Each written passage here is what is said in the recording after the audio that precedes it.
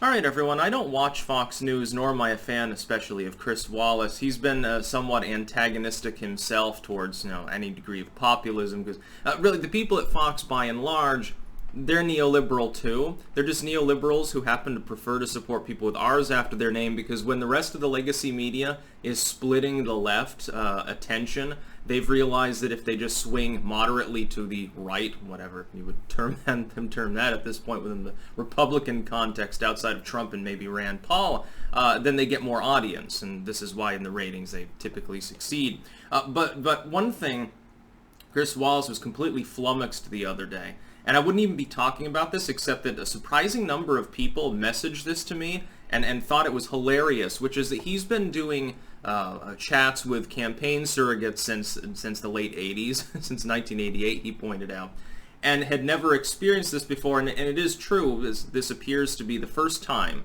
that we have a main party presidential candidate who not only runs from the media as far as taking questions at events, but even avoids having events and even won't let surrogates talk for him. Like, Biden's not well-spoken. He's demented at this point, for one thing. It makes sense to sort of keep him out of the limelight. But Kamala Harris is at the very least capable of giving a fluff piece interview. He's got plenty of... Bernie Sanders usually doesn't go off the rails. He trot out Obama to talk for him. You've got dozens and dozens of fairly heavy-hitting campaign surrogates, and none of them apparently are lined up. You're going to have the Democratic convention, which will be a non-convention very soon. None of them are going on the weekend before to even sort of... The idea, you send people out to get people buzzing about what you might say so that more people tune in, basically, so that there's more excitement. Now, I can understand Biden's not an exciting guy, but some of these other people can get kind of fiery. Like Kamala Harris is capable, at least to a segment of the Democratic Party, of injecting some enthusiasm into a campaign that by and large is an absentee campaign. But they're not even trying. They're not even putting out campaign surrogates. Well, most of those people are at least moderately capable of speaking. Like Elizabeth Warren's not necessarily the greatest debater in the world, but she's more competent than Biden. She looks okay for the cameras as far as the Democratic sort of laity. That would work. And apparently he actually looked into it because he was confused. He's like, well, they're probably just boycotting Fox. They're not lined up anywhere. Keep in mind, CNN, MSNBC, ABC, all of the other big, liberal or leftist networks, they love Biden. They all want him to win. I'm not sure they're all optimistic about his chances of winning, but they all want him to win. They've got Trump derangement syndrome terribly. Even the legacy media outlets that fawn over Biden, they gushed over him choosing Kamala Harris. They said, oh my God, what a stack of wonderfully qualified people he can choose from. And they love Obama, and they talk greatly about the Obama era anytime things are going right. It's the Obama economy, for example. And they're not even willing to talk to him. And I'm wondering, did his campaign, is his campaign really run by morons to the point where they sort of forgot to send surrogates out the weekend before?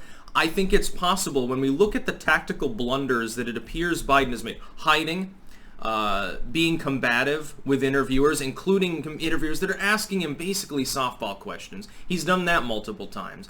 Jabbing with people, sparring with people at rallies and other events, like before coronavirus gave him the excuse to get off the campaign trail. You remember he was challenging people to push-up contests, calling them fat, getting hot under the collar and saying that people are ignorant because they're pro-gun and stuff like that. It doesn't make any sense to trot him out. That's why you send the surrogates. And also, you want him to get a couple nights of really good sleep before the campaign. You need to make sure every hair is in place. Get him his fucking Botox or whatever. Make sure that he looks as good for the cameras as a 78-year-old man can look.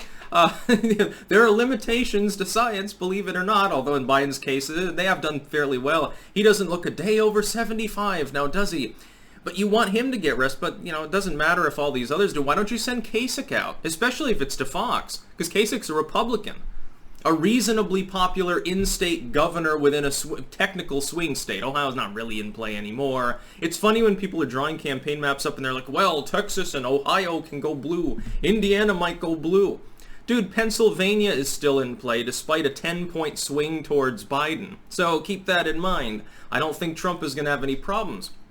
And what he's pointing out here is that this strategy of Biden basically being an absentee, has worked. The problem is that it relies upon the economy not getting better, the coronavirus epidemic continuing to be a massive problem.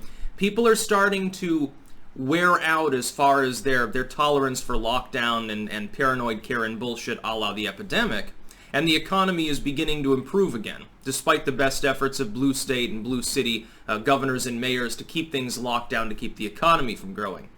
The riots aren't helping the Democrats. They're beginning to become a shackle around the ankle of Biden as he limps towards the finish line.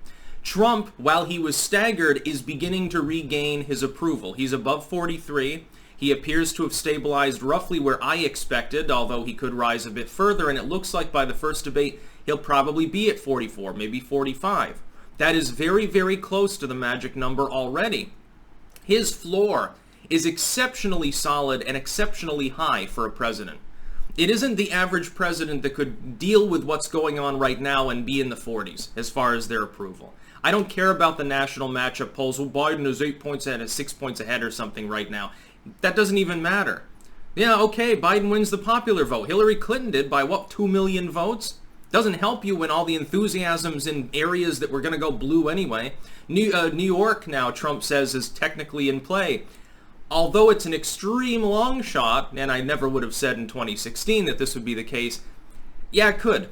Because if you have massive enthusiasm in party, and you drive high turnout when your opponent is basically not even campaigning. Remember what sunk Hillary Clinton. Why did she lose Wisconsin? In the autopsy that the Democratic Party was reluctant to ever perform on the 2016 Hillary Clinton campaign, it was widely agreed upon that it was the fact that she never campaigned there. Why did she lose North Carolina? By an extremely tiny margin. She canceled at the last minute one of her main rallies there. She probably would have driven enthusiasm just high enough to win North Carolina. She would have won the election if she had campaigned harder. Biden's not even campaigning. So he's not even sending his surrogates out to campaign. His entire strategy is to sit back and hope that Trump implodes. Trump hasn't imploded. I don't think there's going to be an autopsy of the Trump candidacy. They talk about how terrible a campaigner Trump is, how horrible things are, and how great it'll be when Biden's president. He won't even tell us his platform.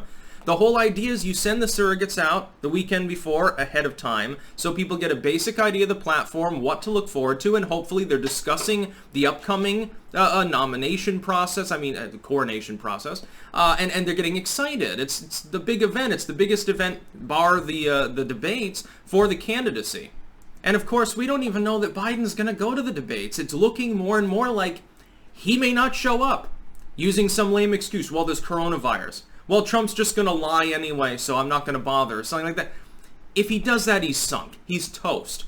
He is sorely overestimating the effectiveness of literal non-campaigning.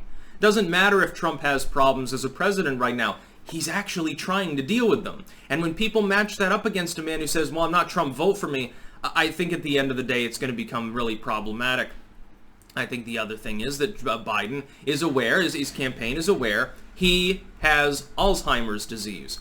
At any given moment, sometimes he says and does weird shit that makes people raise an eyebrow.